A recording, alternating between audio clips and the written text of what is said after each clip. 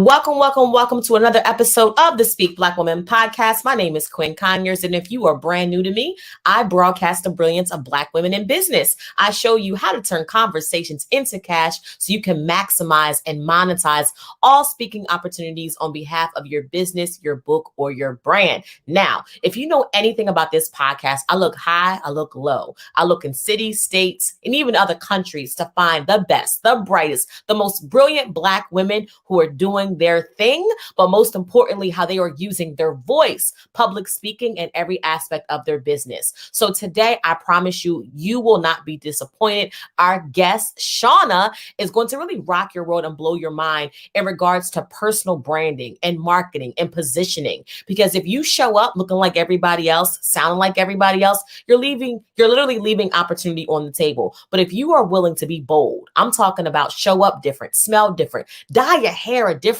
color, that is how you stand out in a crowd. So I already know that this is going to be a great conversation. But for those of you who are still like, oh my gosh, what is this Speak Black Woman podcast about? Watch this quick video. And after that, we will be introduced to our special guest, Miss Shauna.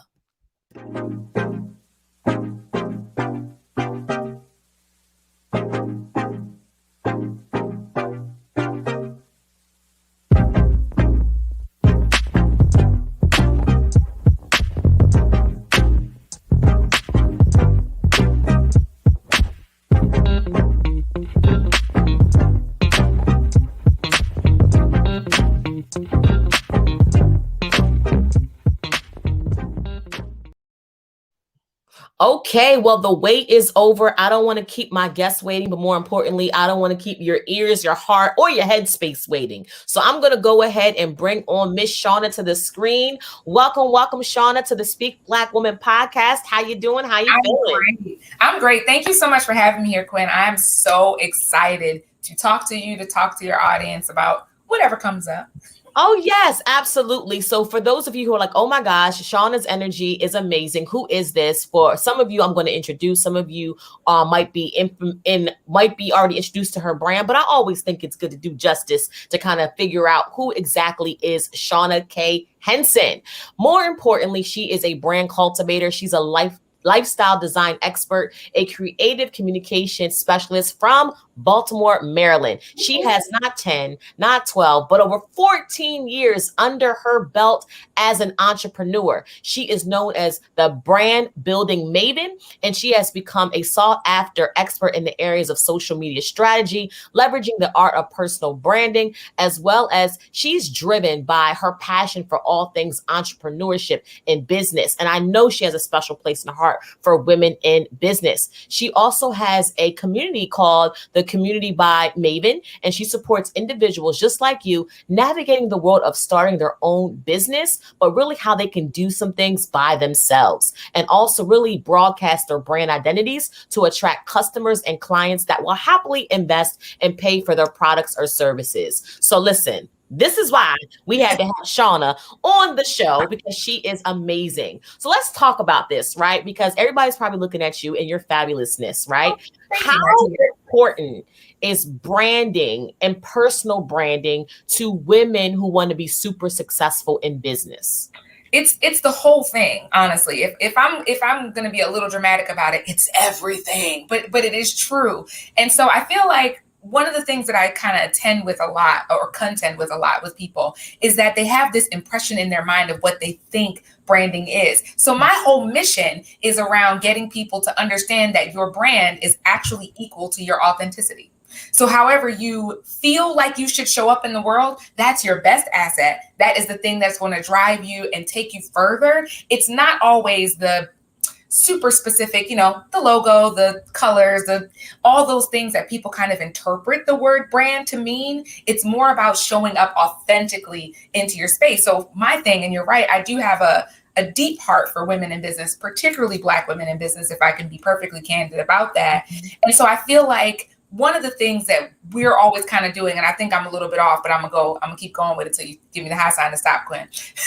But I feel like one of the things that happens to us as Black women is that we end up in these environments, particularly in corporate land, right, where we are told to fit here in this box. right? And so then we need to spend a lot of time relearning the art of our internal and natural like rebellion to the status quo. So you know, I shaved the side of my head. I have tattoos I don't know which arm is which, but I have tattoos everywhere and my hair is green. And it's not really so much about, you know, these are my brand colors. And so now my hair is green and blue type thing. It's more that this is who I am authentically. And the beauty of having 14 years inside of entrepreneurship is there are no rules.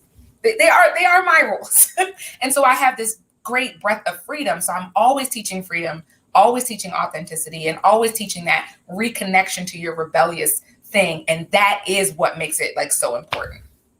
Ooh, now rebellion. I love that because I think that you are right, especially as Black women. We've been told to fit in, stick in, not say too much, not do the most, when really inside the most is our middle name, right? Let's just be clear. We are the most, but we've been told to diet down. Were you always this bold and courageous? Like, did you like wake up like this, or did you work for this? Was there a time that you had regular Black hair or 1B hair? Was it ever that?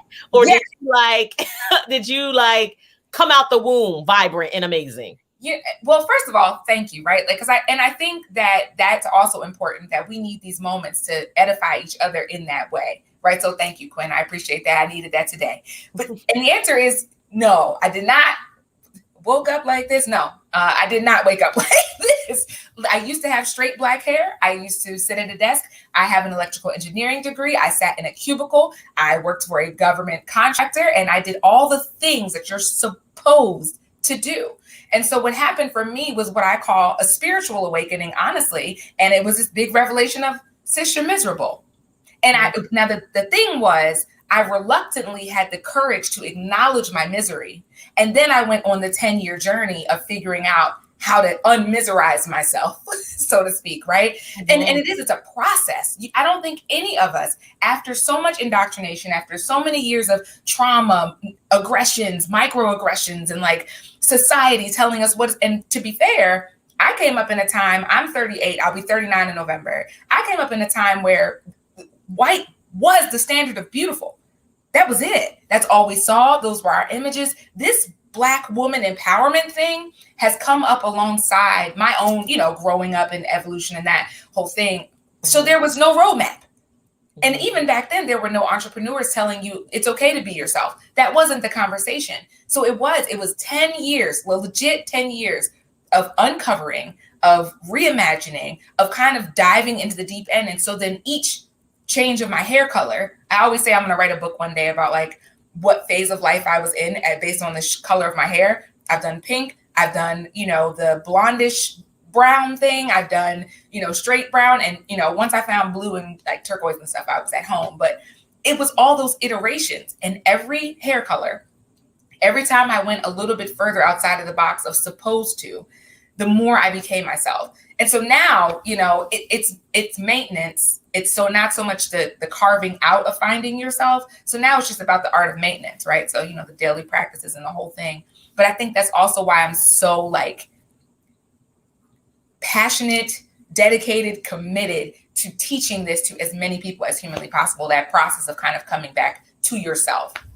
Yeah, no, you're so right. And you're exactly right. I think in the 60s, there was a kind of a Black power movement, mm-hmm. but it was more of like the definition of, it was no makeup. You just had an afro with your fist in the air, right? Like it wasn't like sexy to me, right? So, I mean, we're around like the same age too. I'm an 80s baby. And, I think that you're absolutely right. We've been so taught to kind of fit in and not let our authentic voice kind of come in. So let me ask you, who do you think you would have become if you had not let the real Shauna stand up, or the real Shauna like breathe? Would you still be in that cuticle? Would you be miserable? Would you be angry? Would you be cussing people out? Like, because I want you to talk about that, but I really want to put in people's minds that when you are like suppressing the real you, yes. that, people talk about fear, right? A lot of fear, like fear is, God, I'm fearful. But I believe that regret or resentment is worse than fear. So what I wanted to know from you is, who do you think you would have become had you not let the real you shine through? I'm so glad you asked me that. I promise you, I thought about this yesterday. I just kind of played it out.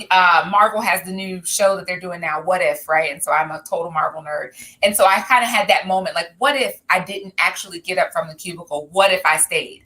And it's really interesting. At the moment that I made the decision to leave, or I finally got the courage to leave, because that's a real thing, it was that I was on track, because I'm, Black female engineer. At that time, again, we were in the deep minority.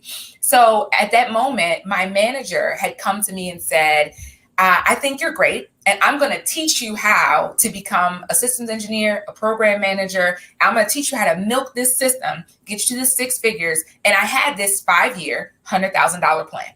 That's where I was. And so if I had not gotten up and been like, this is my graveyard, and I'm taking off these grave clothes, I'm getting out of here, I would have been at the Black Engineer of the Year Awards every year, which is nothing bad. I would have done all that I could to achieve in that space, because I'm, that's who I am as a person. I'm super driven.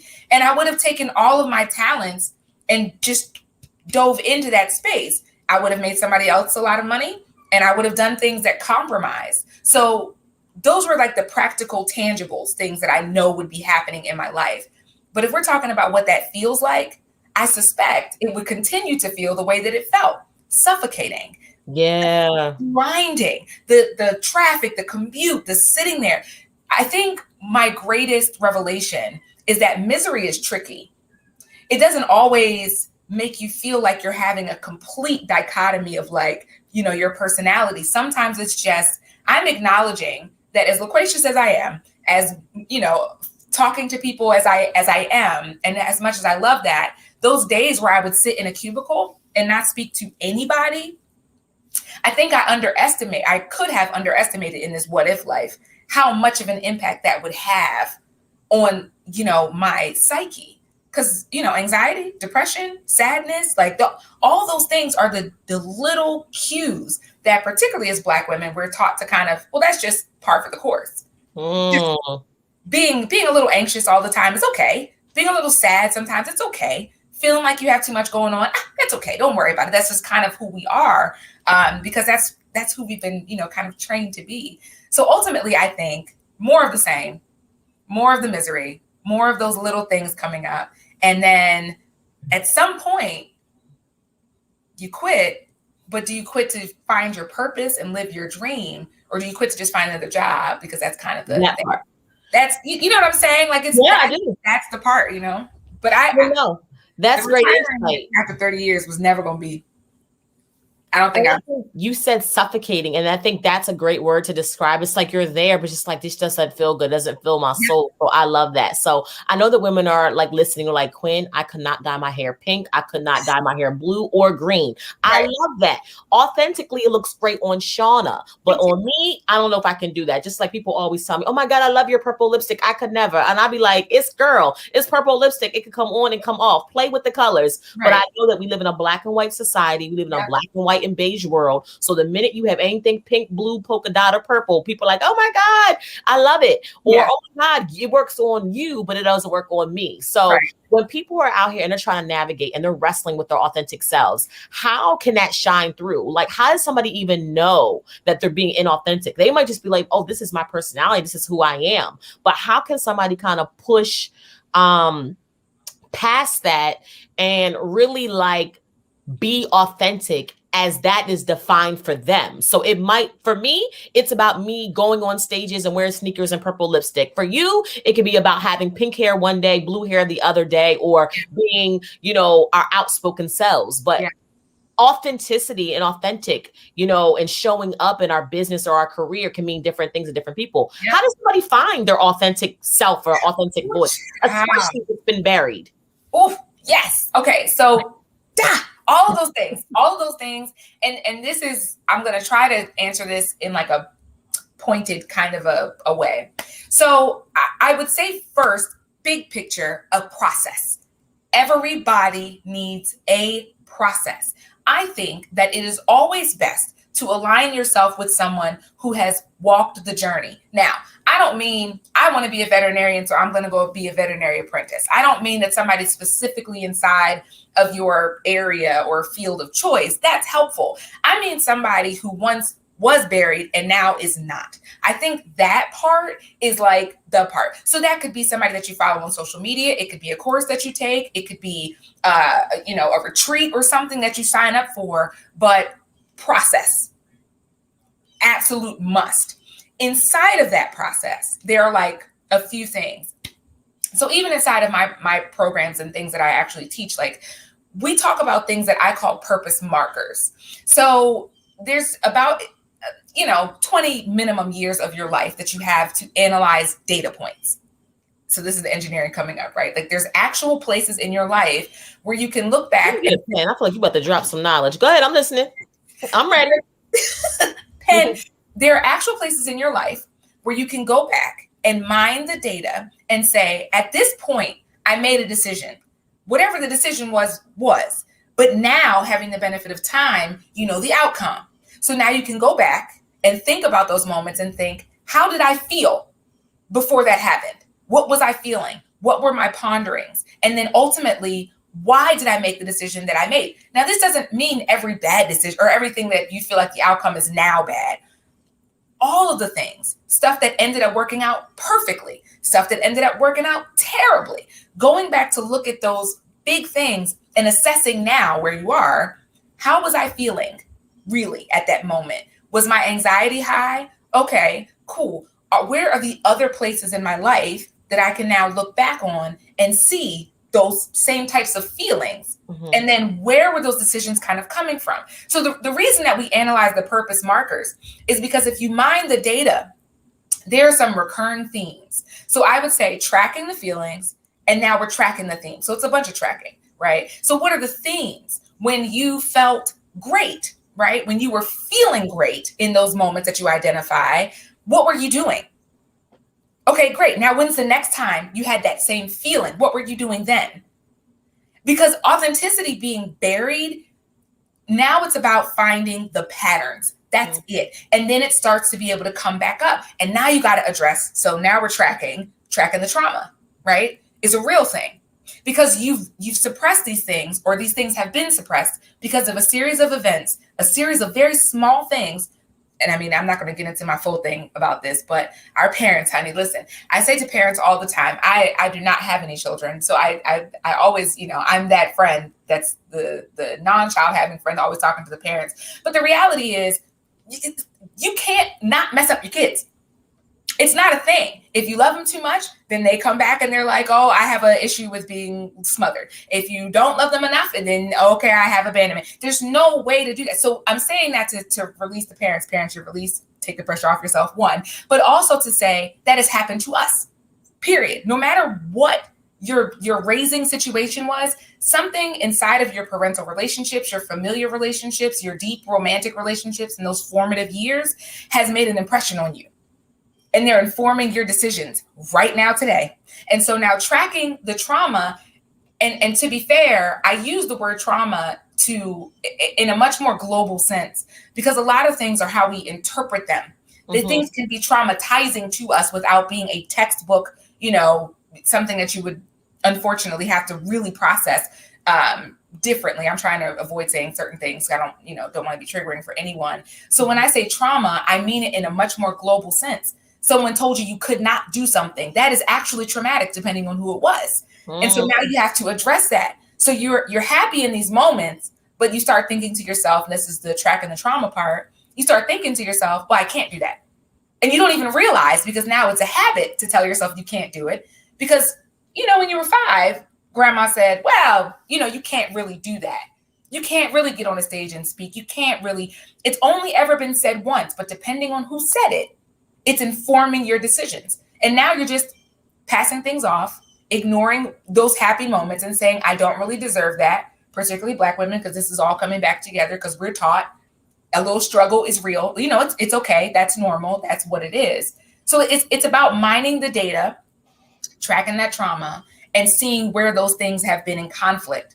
and to understand why you've been making the decisions that you've been making. But this only works inside of a process. This is too deep and like too much to try to do on your own. You need somebody to guide you. I love recommending therapy, even in my program, for as therapeutic as it can be and life-changing as it can be.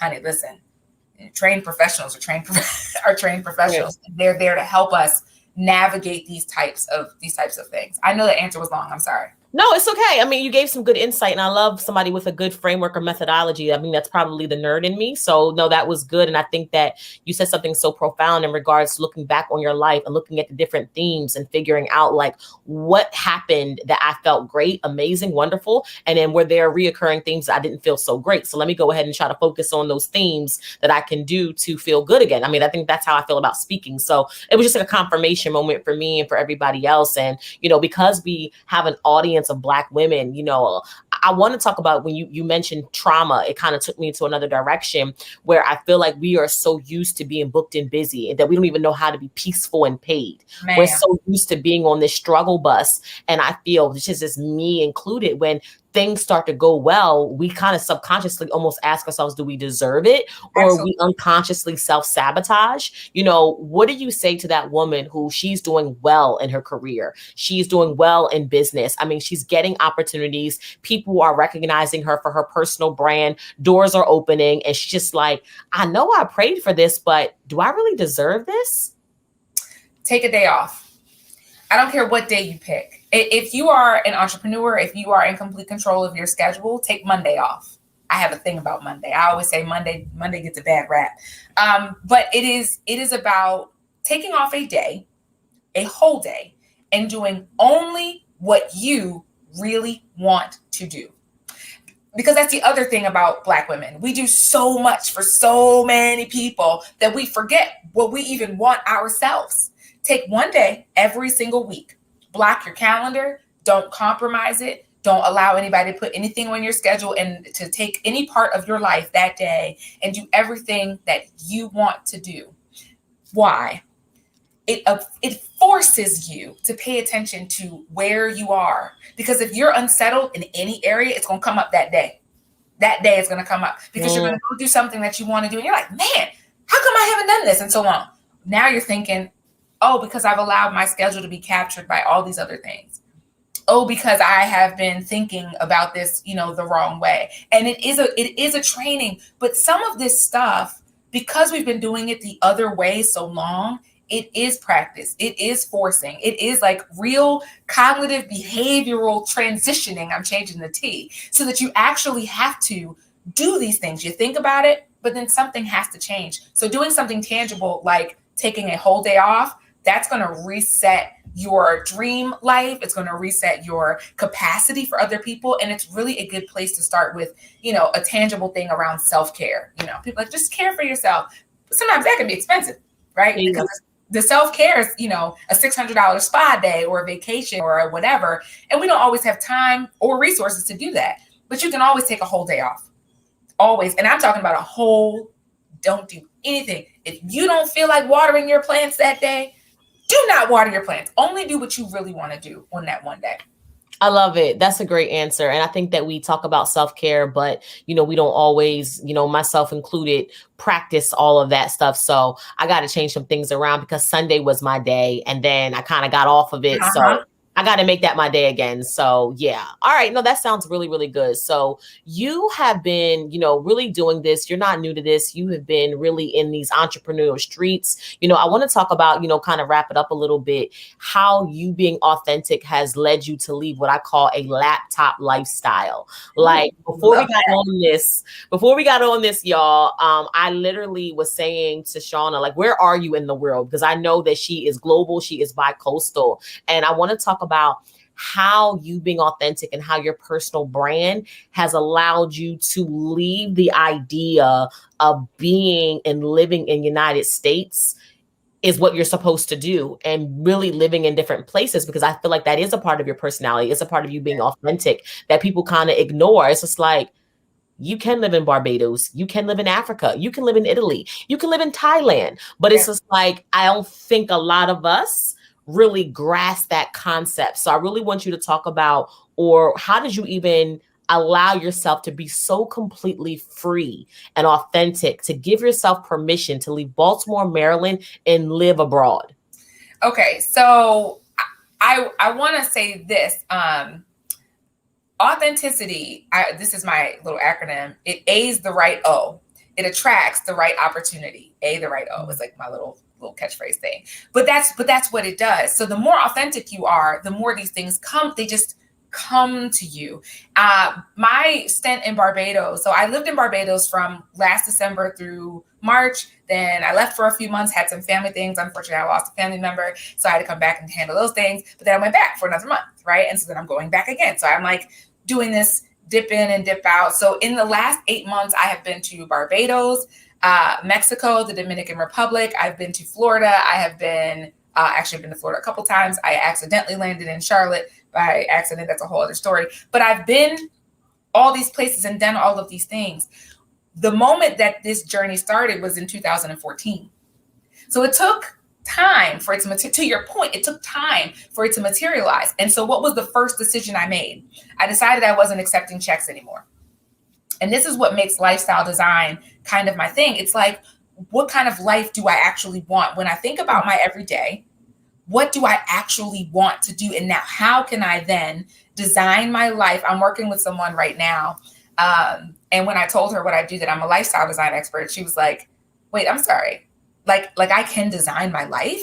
And that term by itself just kind of set her on this path of self-discovery to be able to want to, to work with me a little bit more directly. But that's where it starts. I wanted to move to Spain initially. I was like, I want to move to Spain. So in order for me to move somewhere else, my very first thing was, I can't take checks anymore.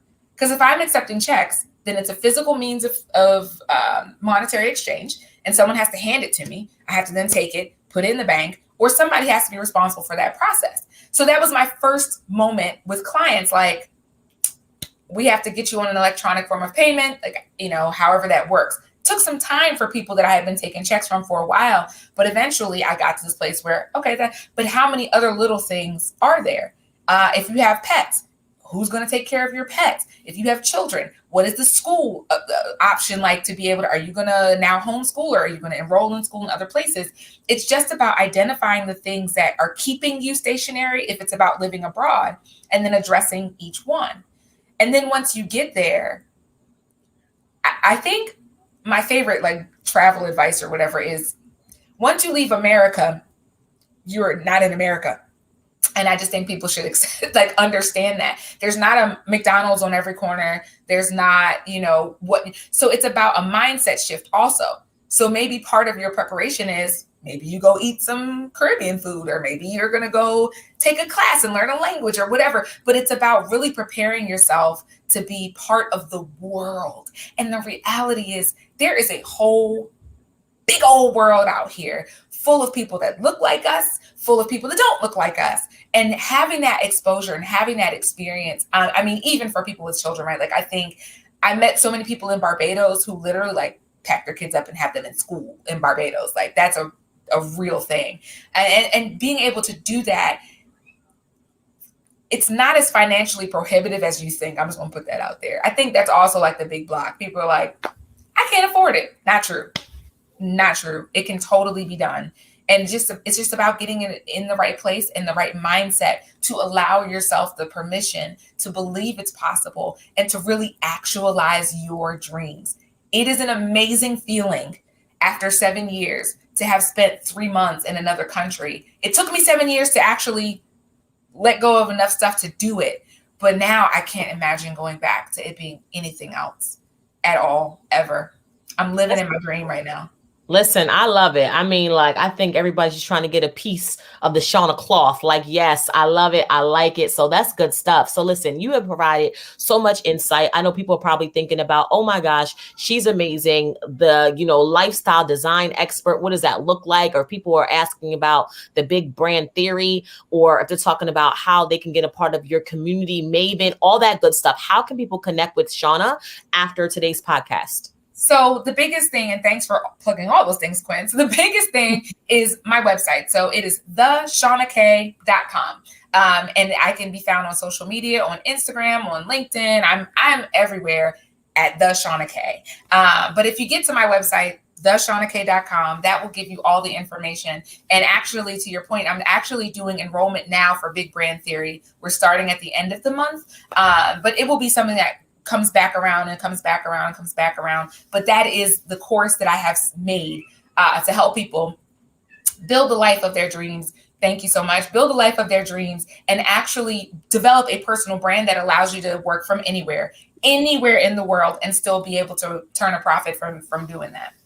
I love it. So I'm going to put that up one more time, theshaunak.com. If you're interested in building a life, a brand that you can do from anywhere, you definitely want to connect with Shauna. Listen, it's been an honor. It's been a pleasure. I always enjoy having conversations with you. Your thought process is like completely amazing. And I'm just grateful that you showed up as you. So again, if you guys are liking or even loving this interview with Shauna K, make sure, number one, you subscribe to the Speak Black Woman podcast. But more importantly, make sure you visit her website and get connected with everything else that she has going on. So Shauna, stay there for just a second. I'm going to close us out and come right on back to you. Listen, y'all, I told y'all was going to be in for a treat. I don't know about y'all, but I was taking real notes in the background because designing the life of your dreams. Like, I just love that because I feel like most of us are existing and we're not living. So when you meet people who are truly living out what they want to do, it's a breath of fresh air. So if you haven't already done so, make sure you connect with Shauna at theshaunak.com and get connected with her because she's definitely a woman that you want in your corner, in your backyard, but more importantly, in your pocket